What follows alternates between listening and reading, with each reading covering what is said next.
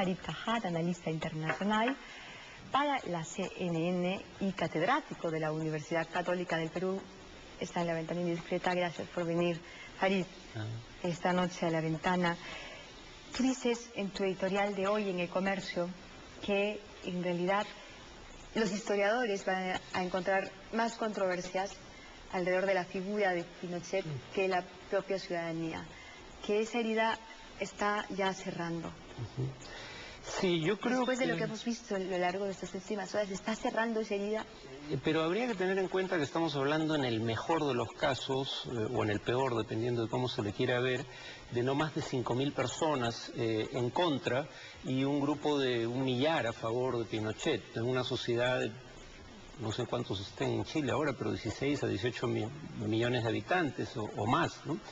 Creo que hay un gran sector de la sociedad chilena que no quiere vivir pendiente de lo que hizo o no hizo Pinochet. Por otro lado, hay un sector que efectivamente quiere que, ya que Pinochet nunca va a purgar condena por los crímenes que se le imputaban, que al menos continúen los procesos por violaciones a derechos humanos a quienes habrían sido sus cómplices, ¿no? Pero hay varios indicios. Creo que Chile había venido superando el legado de la dictadura. En el plano económico, el desempeño económico de la democracia es mucho mejor. En el plano político se empezaron a eliminar algunas minas que va dejando en el camino Pinochet, como los senadores designados que nombró él a dedo. Incluso la propia derecha chilena empieza a intentar ayornarse, y en la última elección ya el candidato de la derecha en segunda vuelta no es Joaquín Lavín, de la Unión Democrática Independiente, que es el partido más cercano a Pinochet, sino Renovación Nacional, que ahora quiere adquirir un perfil más bien liberal y toma cierta distancia de Pinochet. Entonces creo que en general la herida ha reabierto solamente simbólicamente, ¿no? Creo que los temas de derechos humanos van a seguir siendo un tema de agenda, pero eso va a ocurrir con o sin Pinochet. Hoy en los funerales, en las afueras de la escuela militar, había un grupo de pinochetistas que despotricaban contra parlamentarios de la Alianza, o sea, de la derecha chilena, que habían hecho saber públicamente que no asistirían a las exequias para que no los vincularan a ellos con violaciones a los derechos humanos. Que habían ya empezado a limpiarse desde el primer momento. ¿Eso era algo que la UDI esperaba? Porque se va quedando sola. Probablemente no. Yo presumo que son los de Renovación Nacional quienes en principio tienden a tomar esta posición, aunque hay gente de Renovación Nacional que sí acude. Pero incluso algunos congresistas de la UDI tienen una posición más cauta de lo que hubiera... Solían ser vociferantes en el pasado, ahora tuvieron una posición más cauta. Y yo me temo que no es solo o principalmente por el tema de los derechos humanos, como por el tema de la corrupción, ¿no? O, bueno, el cargo fue finalmente de evasión fiscal, porque tal parece que para este sector de la sociedad chilena que a uno lo ejecuten por razones políticas es un gaje del oficio, pero que además de quitarle la vida, le quiten la billetera es inaceptable, ¿no? Esa parece ser la lógica que funciona en la mentalidad de muchos, ¿no? Sí, eso es algo que hace notar precisamente un periodista, el director de Punto Final, en un reportaje que hicimos en La Ventana Indiscreta.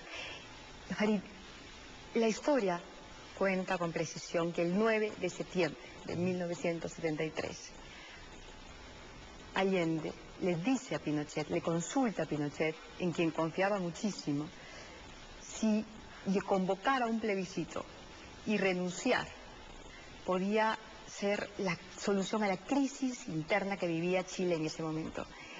Y Pinochet le aconseja que no lo haga, que no convoque un plebiscito. Es evidente que él ya tenía planeado dar un golpe y ser él el presidente de facto, el dictador. Pero, digamos, volviendo hacia atrás, volviendo los ojos hacia atrás y teniendo en cuenta la crisis, en efecto, que se vivía al interior de Chile en ese momento, ¿era posible una salida democrática? Algún tipo de entendimiento con la democracia cristiana hubiera sido positivo. Digamos, Allende, cuando sectores de la democracia cristiana buscan algún tipo de transacción, Allende en un primer momento rechaza la posibilidad. van a una elección parlamentaria el año 73, donde Allende aumenta el número de votos que había obtenido su alianza, al menos cuando él fue elegido presidente, llega a obtener 44%, pero eso básicamente indicaba que un poco más de la mitad de la población estaba claramente en su contra. En todo caso, lo que sí es cierto es que Pinochet no es quien fragua la idea inicial del golpe, porque él es nombrado, si no me equivoco, un mes antes del golpe aproximadamente, un poco más de un mes, por Allende como comandante en jefe del ejército, y el golpe habría sido fraguado por los comandantes en jefe de la Marina, sobre todo el almirante Merino, y de la aviación, y Pinochet se suma, porque repito, él fue nombrado muy poco antes, él no era el jefe, el comandante en jefe del ejército, o no lo fue, sino hasta agosto. En cuanto al legado de Allende, para ser perfectamente honesto, yo creo que Allende murió como un héroe, pero fue un pésimo presidente, ¿no? La situación chilena era inmanejable, no solo por culpa de él, por culpa del boicot económico norteamericano, también por las actitudes de sectores conservadores, el boicot no solo económico, también político norteamericano, la actitud de sectores conservadores de la sociedad, pero también por los errores del propio gobierno de Allende, eso es absolutamente cierto, ¿no? Pero bueno, lo que estaba pensando cuando venía era que a Pinochet se le puede aplicar una anécdota que cuenta Freud como un ejemplo más bien de cómo funciona la mente de quien se siente culpable, ¿no? ¿Te refieres a la forma como él va cambiando su versión respecto de los desaparecidos? Efectivamente, ¿no? Cómo reacciona a quien su propia conciencia lo delata. Porque Freud dice, es como la historia del individuo que recibe un amigo y el amigo le dice, yo te presté una tetera y me la devolviste rota. La primera reacción es decir, tú nunca me prestaste una tetera. Pero luego recapacita y dice, sí, me la prestaste, pero ya estaba rota cuando la recibí. Y finalmente dice, segundo dice, me la prestaste, pero te la devolví entera. Y finalmente dice, me la prestaste, pero ya estaba rota cuando me la prestaste. Pinochet primero dice, no hubo asesinatos políticos bajo mi gobierno.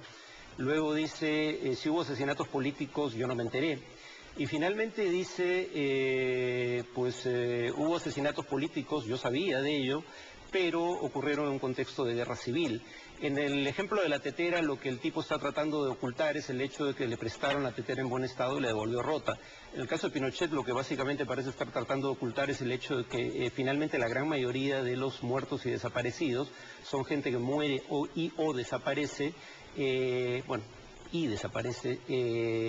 solamente después de haber sido capturado, cuando ya no podía representar amenaza alguna, ¿no? Claro, además luego él se burla de sus víctimas, ¿verdad? En un momento dice, somos 12 millones de chilenos, 2.000 menos, no, ¿qué le hace, no? Sí, y bueno, cuando le dicen que se había